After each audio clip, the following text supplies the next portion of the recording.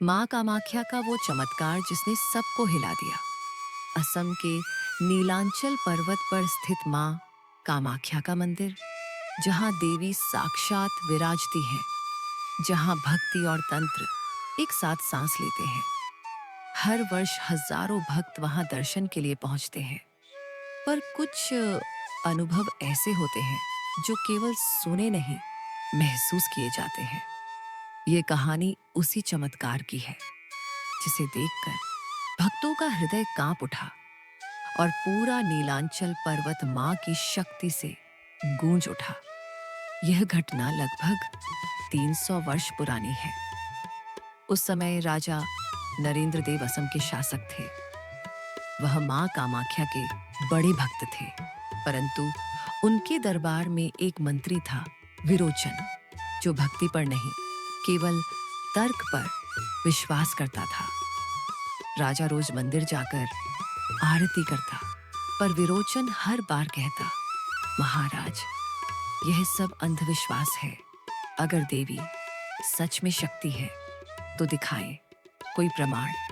राजा ने कहा, विरोचन, मां की शक्ति को प्रमाण से नहीं, अनुभव से जाना जाता है। पर विरोचन मुस्कुराया। फिर देख लीजिए महाराज, मैं कल जाकर स्वयं परीक्षा लूंगा। क्या सच में कोई मां है जो सुनती है? अगले दिन प्रातःकाल मंदिर के सामने लोग एकत्र हुए। विरोचन ने घोषणा की, यदि मां कामाख्या सच में यहाँ है तो मुझे चमत्कार दिखाएं अभी, यहीं। पुजारी ने कांपते हुए कहा, मंत्री जी, यह स्थान परीक्षा का नहीं, समर्पण का है। पर विरोचन हंस पड़ा। समर्पण और डर में फर्क होता है पुजारी। उसने मंदिर के भीतर कदम रखा। वह गर्भगृह तक गया जहां मां की पवित्र योनि रूपी शक्ति विराजती है। उसने सिर झुकाने के बजाय कहा, अगर तू सच्ची देवी है तो मुझे रोक कर दिखा। एक पल के लिए मंदिर में पूर्ण सन्नाटा छा गया। दीपक की लौ कांपने लगी। वातावरण में घनघोर कंपन हुआ। अचानक हवा तेज हो गई। मंदिर की घंटियां बिना छुए बज उठी। पुजारी और भक्त डर से पीछे हट गए। विरोचन ने घबराकर कहा, यह क्या हो रहा है? और तभी मां कामाख्या की मूर्ति से एक तेज प्रकाश निकला, इतना प्रखर कि आंखें खुली नहीं रह सकी। प्रकाश के बीच से एक स्वर गूंजा, अहंकारी मनुष्य। विरोचन के कानों में गूंजती वह आवाज किसी वज्रपात से कम नहीं थी। वह कांप गया। स्वर फिर बोला, तू शक्ति को चुनौती दे रहा है, जिसे पाने के लिए ऋषियों ने युगों तक तप किया है। मैं परीक्षा नहीं देती, चेतावनी देती हूँ। जो मुझे अनुभव करना चाहता है, पहले अपने भीतर के अंधकार को हराता है। विरोचन घुटनों पर गिर पड़ा। माँ, मैं भूल गया, मुझे क्षमा करें। माँ का स्वर शांत हुआ, पर मंदिर के चारों ओर बिजली की चमक फैल गई। आसमान में काले बादल घिराए और अचानक तेज वर्षा होने लगी। लोग मंदिर से बाहर भागे, पर जो दृश्य उन्होंने देखा वह आज भी इतिहास का हिस्सा है। विरोचन जहां खड़ा था वहां की जमीन फटी, पर वह उसमें नहीं डूबा, बल्कि उसके चारों ओर एक लाल आभा बन गई। वह अचेत हो गया। लोगों ने देखा, उसके माथे पर मां कामाख्या का त्रिशूल चिन्ह बन गया था। कुछ समय बाद विरोचन को होश आया। उसकी आंखों से आंसू बह रहे थे। वह बोला, मैंने मां को नहीं देखा, पर मैंने मां को महसूस किया। मां की आवाज फिर गूंजी, मनुष्य जब मुझे देखने की जिद छोड़ देता है, तब मैं उसे जीवन का दर्शन देती हूँ। मेरी शक्ति दिखाने के लिए नहीं, संतुलन बनाए रखने के लिए है। विरोचन ने सिर झुकाकर कहा, मां, आज से मैं हर तर्क को भक्ति से नापूंगा। राजा नरेंद्र देव जब मंदिर पहुंचे, उन्होंने देखा मंदिर के दीपक अपने आप जल रहे हैं और गर्भगृह से हल्की रक्तिम ज्योति निकल रही है। पुजारी बोला, महाराज, मां ने स्वयं अपना रूप दिखाया। मां कामाख्या आज भी अपने भक्तों को सीधा संदेश देती है। राजा ने प्रणाम किया और कहा, यह चमत्कार केवल शक्ति का नहीं, मानवता की मर्यादा का प्रमाण है। उस दिन के बाद से नीलांचल पर्वत के भक्त हर वर्ष इस तिथि को शक्ति दर्शन दिवस के रूप में मनाने लगे। कहते हैं, वह स्थान जहां विरोचन खड़ा था, वहां आज भी त्रिशूल के आकार का लाल निशान है। माँ के भक्त उसे शक्ति चिन्ह कहते हैं। मंदिर के पुजारी कहते हैं, जब भी कोई व्यक्ति माँ को परीक्षा में डालने की कोशिश करता है, तो यह चिन्ह हल्का सा चमक उठता है, जैसे माँ फिर कह रही हो, मैं यही हूँ, मुझे परखना मत।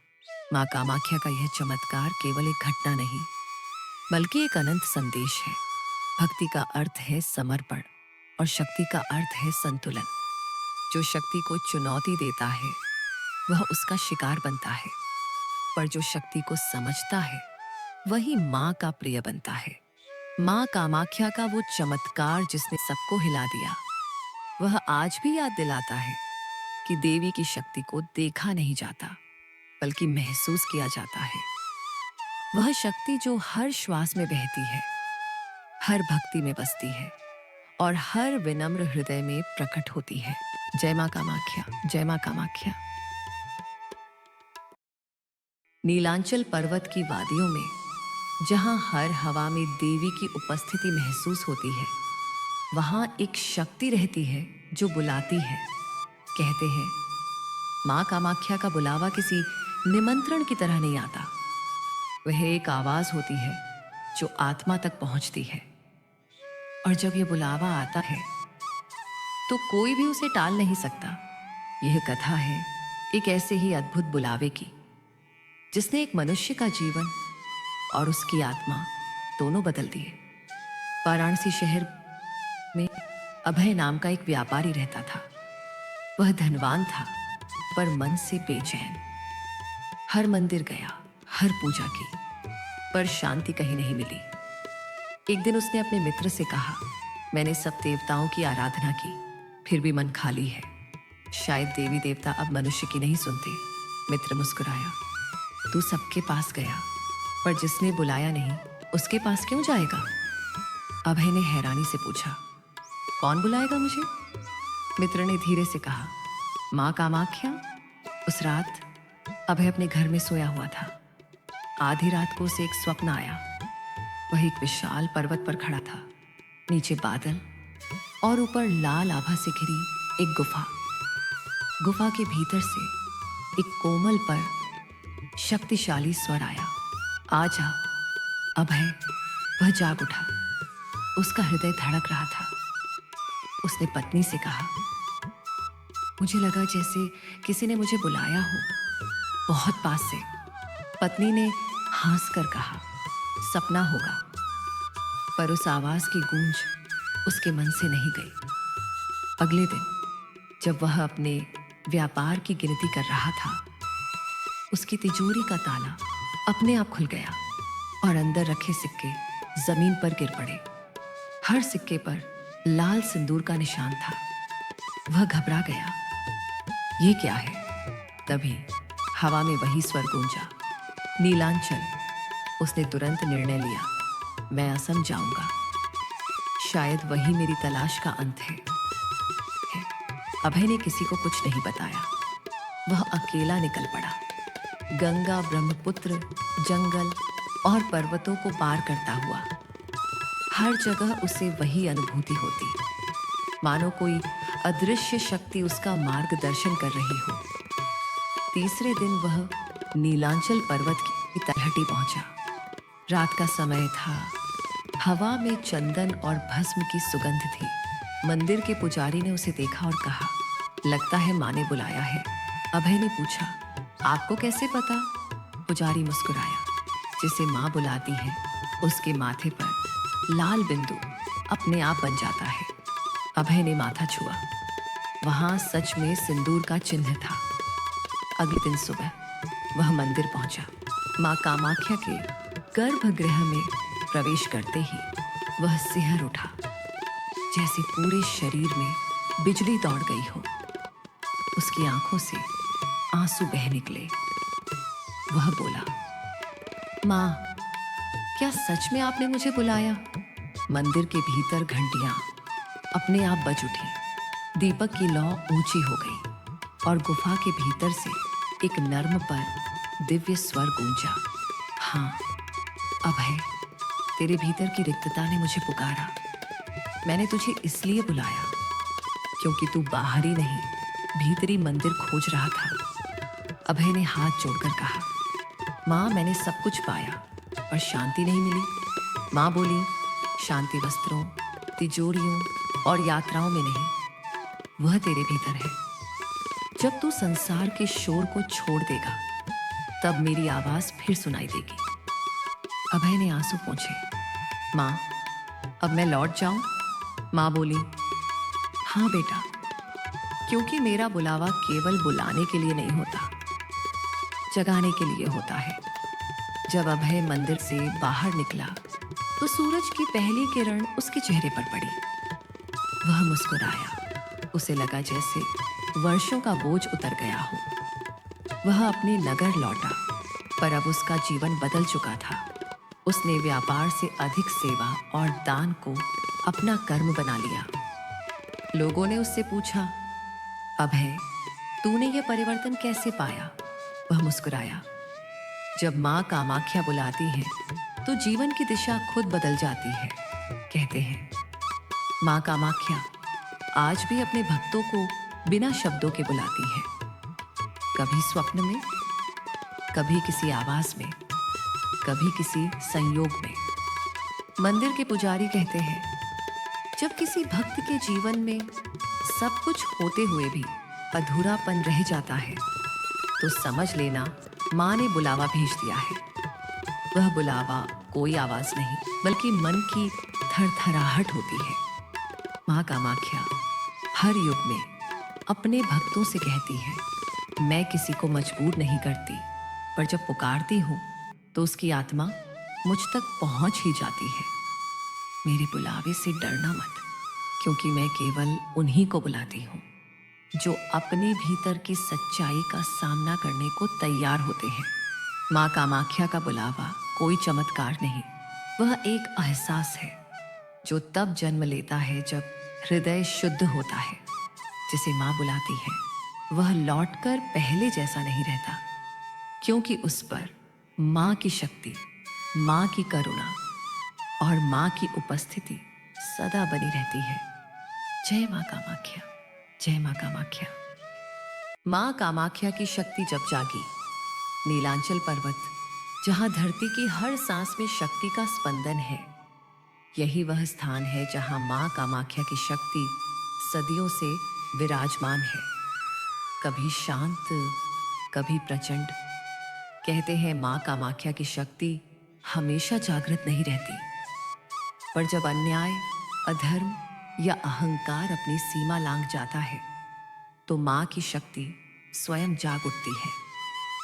यह कथा उसी क्षण की है जब माँ कामाख्या की शक्ति ने धरती को हिला दिया था। सदियों पहले असम के एक छोटे राज्य में राजा अर्थसेन शासन करता था। शुरू में वह न्यायप्रिय और धर्मनिष्ठ था, पर धीरे धीरे तंत्र मंत्र के मोह में फंस गया। वह सोचता था, यदि मैं कामाख्या की शक्ति को साध लूं तो मेरा राज्य अमर हो जाएगा। राजगुरु ने चेताया, महाराज, माँ कामाख्या की शक्ति साधना नहीं, भक्ति से मिलती है। यदि आपने लालच किया तो वह शक्ति स्वयं विनाश बन जाएगी। पर राजा ने हंसकर कहा, मुझे डर नहीं, मुझे शक्ति चाहिए, माँ से भी बड़ी शक्ति। यही अहंकार उसकी विनाश कथा का आरंभ था। पूर्णिमा की रात थी। राजा अर्थसेन अपने महल के नीचे बनी गुप्त गुफा में गया। वहां उसने माँ कामाख्या की मूर्ति का प्रतिरूप बनाया और तांत्रिक विधि से शक्ति जागरण यज्ञ शुरू किया। मंत्रों की गूंज, अग्नि का प्रकाश और हवा में विचित्र कंपन फैल गया। राजा ने मंत्र उच्चारण किया, जय कामाख्या देवी, मुझे अमृतत्व दो। अचानक यज्ञ की लौ नीली हो गई और हवा में रक्त की गंध भर गई। महल के ऊपर आसमान काला पड़ गया। राजगुरु दौड़ते हुए आए और चिल्लाए, महाराज, यह शक्ति मां की नहीं, यह तामसिक शक्ति है। रुको, वरना सब नष्ट हो जाएगा। पर राजा ने उनकी बात नहीं सुनी।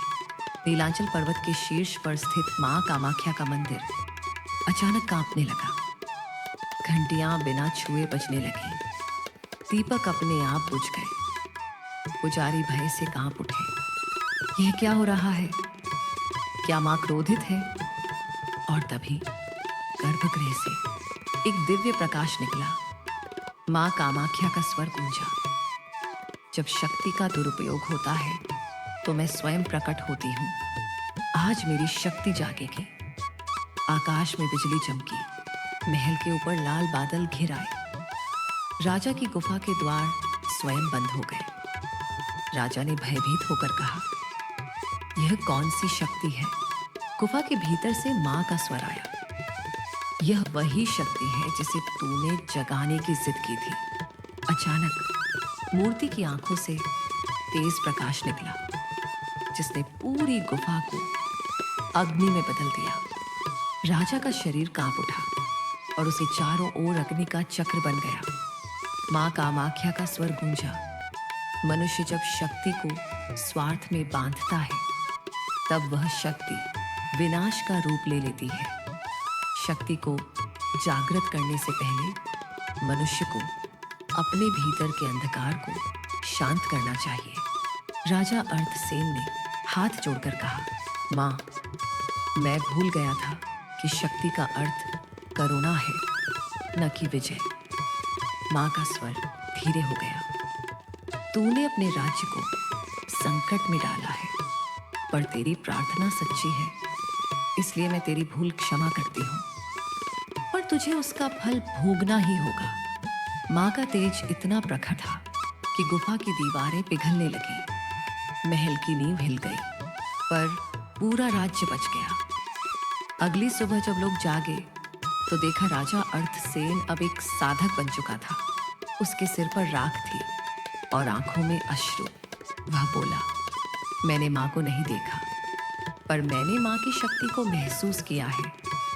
उसने राजगद्दी त्याग दी और जीवन मां की सेवा में समर्पित कर दिया।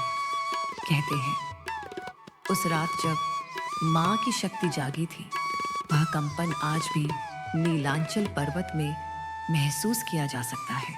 मंदिर के गर्भगृह में जहां मां विराजती है, वहां का पत्थर आज भी हल्का गर्म रहता है, जैसे मां की ऊर्जा आज भी जीवित हो। भक्तों का मानना है, जब भी कोई साधक अहंकार में भूल करता है, मां की वही शक्ति उसके भीतर फिर जाग जाती है, उसे सच दिखाने के लिए। मां कामाख्या की यह कथा केवल एक घटना नहीं, बल्कि एक आध्यात्मिक शिक्षा है। शक्ति सोती नहीं, वह केवल प्रतीक्षा करती है कि मनुष्य कब अपनी सीमाएं भूल जाए। जब वह जागती है तो या तो संरक्षण बनती है या विनाश। मां कामाख्या हर भक्त से कहती है, भक्ति में नम्रता रखो, क्योंकि शक्ति हमेशा नम्र हृदय में ही बसती है। यह कथा हमें याद दिलाती है कि मां कामाख्या की शक्ति केवल मंदिर में नहीं, हर भक्त के भीतर सोई हुई है। वह तभी जागती है जब मनुष्य अपने भीतर के सत्य को पहचानता है। मां की शक्ति जागी थी और उसी दिन संसार ने समझा, भक्ति में शक्ति है, पर शक्ति में भक्ति ना हो तो विनाश निश्चित है। जय मां कामाख्या, जय मां कामाख्या।